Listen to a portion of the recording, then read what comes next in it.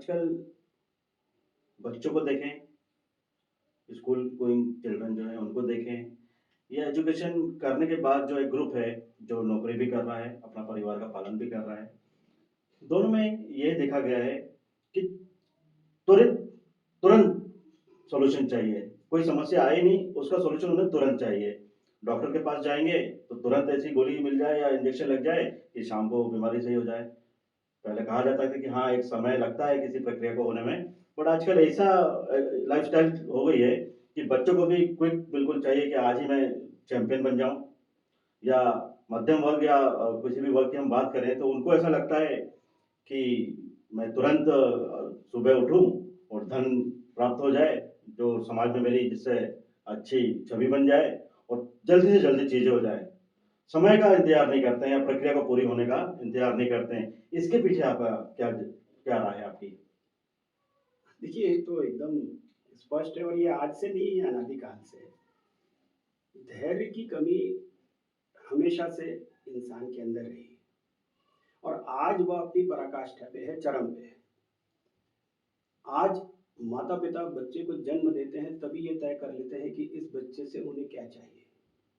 कई बार आपने ये सुना होगा कि बच्चे के जन्म के पूर्व माता-पिता ये तय कर रहे होते हैं कि इस बच्चे को वो क्या बनाना चाहते हैं, क्या करना चाहते हैं। कच्ची पहेली में जब पहली बार किसी बच्चे को एक राइम, एक कविता सिखाई जाती है, उस समय अगर वह ढंग से नहीं बोल पाता, तो उस बच्चे को 2 या 3 भागों में बाँट दिया जाता है। वह बच्चे जो अच्छी तरीके से अपनी कविता बोल रहे हैं, वे बच्चे जो नहीं बोल रहे हैं। ऐसी कच्ची उम्र से वह तनाव झेल रहा होता है और यह सामाजिक तनाव जैसे-जैसे वो आगे बढ़ता है, वो उसके ऊपर चरम पे होता है। इस तनाव को घर में लाने वाले माता-पिता होते हैं, आपके रिश्तेदार होते हैं, उस समाज में रहने वाले लोग होते हैं। किशोर अवस्था में ये समस्याएँ और जटिल हो जाती हैं। अगर कोई बच्चा कुछ दिनों के लिए घर में बैठा दिख जाए, तो न केवल माता-पिता बल्कि उसके आस-पड़ोस के लोग भी उससे ये पूछने लग जाते हैं कि भाई, आजकल आप घर में दिखते हो, कुछ करते क्यों नहीं? अगर कोई अच्छा खासा नौकरी कर रहा नौजवान है और किसी कारण से अगर उसकी नौकरी छूट गई और वो अपने घर आ गया, तो उसको समाज के हर उस व्यक्ति को ये जवाब देना पड़ता है, वे सभी समाज जन उसकी किसी प्रकार से कोई मदद नहीं कर रहे हैं, वो सिर्फ उसे तनाव देते हैं। और ऐसे समय में जिस परिवार का कार्य यह था कि उसे तनाव से मुक्त रखता, वह उन लोगों के साथ में खड़ा होता है। धैर्य की बड़ी कमी है और अगर धैर्य की कमी समाज में हो जाए, तो प्रत्येक व्यक्ति को ऐसे समय में इन समस्याओं को देखना पड़ता है, जूझना पड़ता है। अगर इसकी समाधान की बात करें, तो बड़ा महत्वपूर्ण होगा, इससे बहुत सारी ब्लड प्रेशर और शुगर की बीमारियाँ ठीक भी हो सकती हैं और ऐसे बहुत सारे लोग जो आज तनाव में हैं, वह ठीक हो सकते हैं।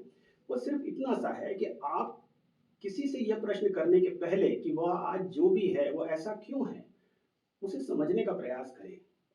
अगर उसकी परिस्थितियों को आप समझेंगे, थोड़ा धैर्य से उसके साथ बैठेंगे, उठेंगे, तो वह स्वयं आपको बताएगा कि आज अगर वह कार्य कर रहा है, तो क्या कर रहा है और अगर नहीं कर रहा है, तो क्यों नहीं कर पा रहा है।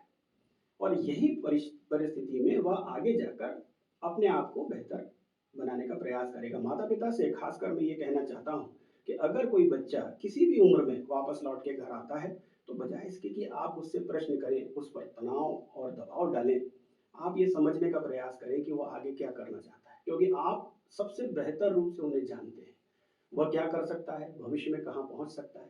संभवतः आप उतने परिष्कृत ना हो, आपने उतनी दूर तक दुनिया ना देखी हो जो वो देख के आया है और इसीलिए वो संभवतः किसी न किसी कारण से समाज में आज फेल की कैटेगरी में है। ऐसे समय में उसे आपकी आवश्यकता है। समाज का हर वो व्यक्ति, आप अगर राम को भी याद करते हैं, तो अकेले राम को याद नहीं करते। आप उनके पूरे परिवार को याद करते हैं, उनकी पूरी सेना को याद करते हैं, उनके पूरे समाज को याद करते हैं, यहाँ तक कि उनके विरोधियों को भी याद करते हैं। तो जब ये सभी को जानते हैं, तो आज जो आपके आस-पास जो भी किरदार हैं, जो भी बच्चे हैं, उसके समाज को और उसके संघर्ष को क्यों नहीं समझ रहे हैं?